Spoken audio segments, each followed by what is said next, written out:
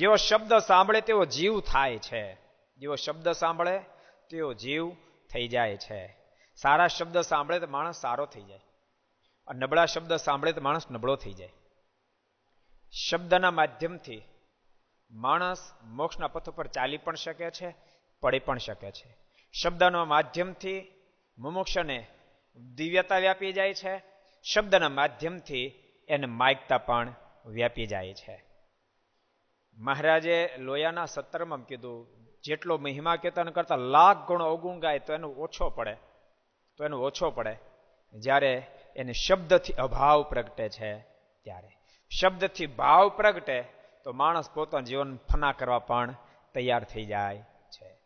એટલે શબ્દની તાકાત બહુ અલૌકિક છે.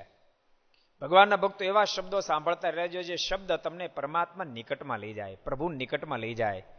જે શબ્દના માધ્યમથી ભગવાનમાં આપણને પ્રેમ થાય, જે શબ્દના માધ્યમથી આપણને ભગવાનની આજ્ઞા પાળવા માટે મન લાલાયિત બને, જે શબ્દના માધ્યમથી પરમાત્મા નિષ્ઠા આપણને એવી ધરબાય, ગમે તેવા દેશકાળમાં પણ કોઈ મન મચક ના આપે એવી નિષ્ઠા ધરબાય, એવા શબ્દ સાંભળજો.